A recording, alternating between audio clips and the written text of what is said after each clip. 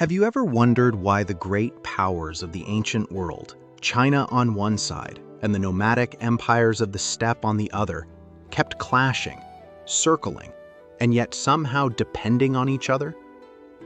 To me, the story really begins in the 3rd century BCE, when China's Qin and later Han dynasties carved out a stable agricultural civilization along the Yellow River, while far to the north, in the wind-swept Orkhon Salenga valleys, a young leader named Modu, or Mete Khan, forged the Xiongnu Empire around 209 BCE.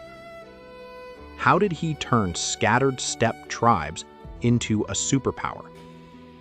Through rigid military discipline, mastery of iron, and of course, that terrifyingly effective cavalry warfare that China simply couldn't restrain.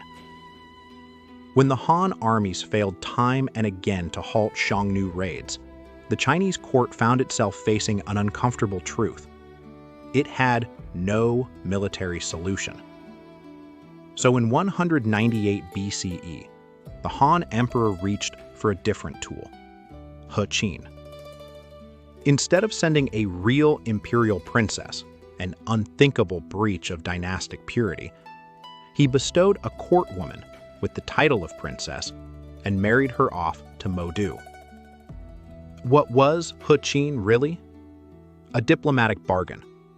We give you a princess, silk, grain, gifts, and you give us peace. But beneath the surface, it was also a cultural overture, a psychological gesture, an attempt to tame the nomads without raising a sword.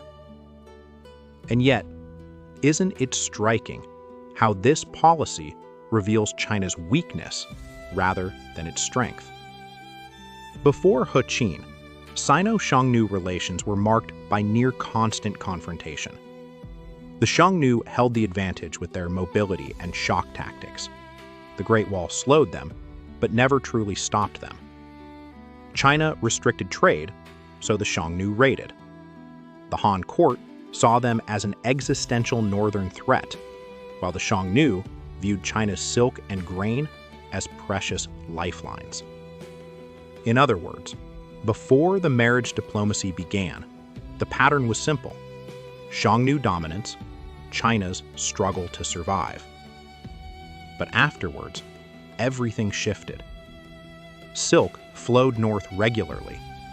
Xiongnu envoys appeared in Han court ceremonies, gaining legitimacy in the eyes of both sides. Border markets opened. Economic exchange flourished. The rivalry softened into something like mutual dependence. Still tense, still competitive, but no longer purely violent. Of course, nothing in steppe politics remained stable for long. The Xiongnu entered a slow decline in the 1st century BCE.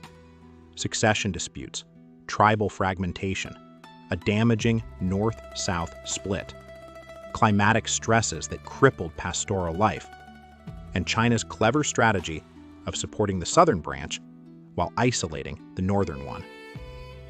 These pressures, not He Qin marriages, ultimately crushed the empire. And as the Xiongnu faded, a new power rose in the 460 CE, the Avar Huanhuan Khaganate on the northern Mongolian plateau. Their origins are murky, some Proto-Mongolic, some remnants of older groups, but their ambition was clear: dominate the eastern steppe and push influence westward. Their reign might have lasted longer had they not underestimated a vassal clan rising quietly in the shadows, the Ashina.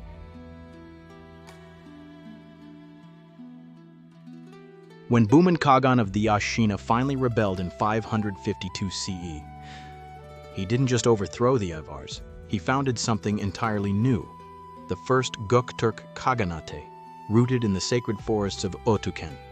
Bumin shaped the eastern core, his brother Istemi expanded west through the Altai toward Transoxiana, forging alliances with the Sasanians and even Byzantium. In what feels to me like one of history's perfect alignments, the Gokturks coordinated their eastern and western wings with a sophistication nomadic states rarely achieved. And within decades, they became the ruling force across the Eurasian steppe. They too accepted Hakan marriages, for example, Istemi and Tardu. But the Orkhon inscriptions remain entirely silent on any political role these Chinese women might have played. To me, that silence isn't accidental. It simply reflects that these women wielded little authority in a political system dominated by Kurultai decisions and military aristocracy. Their influence, if any, must have been indirect, ceremonial, cultural. Internal conflicts and China's ever-reliable divide-and-rule tactics eventually shattered the first Gokturk state in 630 CE. But the steppe has a way of resurrecting itself. In 682, Ilterish, Kutluk Khagan, with the brilliant strategist Tonyukuk and the formidable Kapkan beside him, reignited the flame of independence in Otuken, founding the Second Gokturk Khaganate.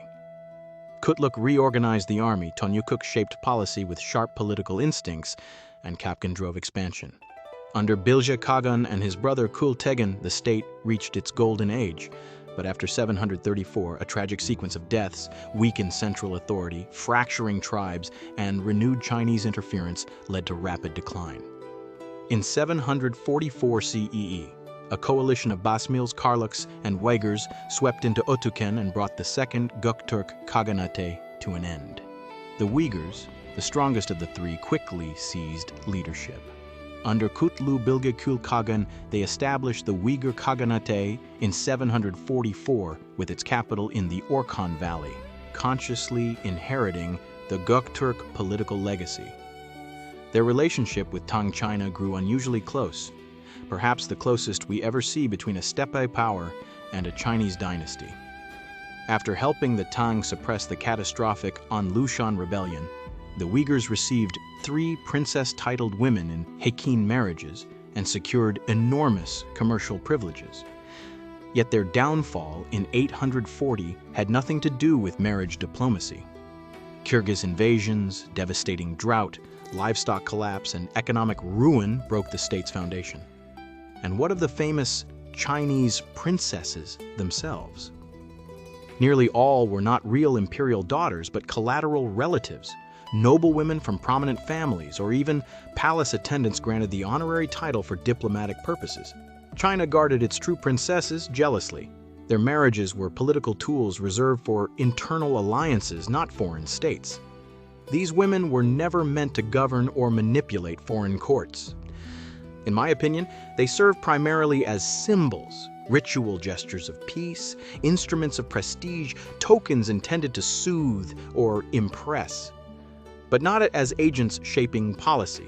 So when later folklore imagines Chinese princesses toppling great empires from within, it tells us more about the storytelling instincts of later centuries than about the realities of the past. Neither the Orkhon inscriptions nor the Chinese dynastic histories support such tales. What truly shaped the rise and fall of these steppe empires were the great structural forces of history: military power, environmental change, internal political cohesion, economic stability, and the unending struggle to unite fiercely independent tribes under one banner.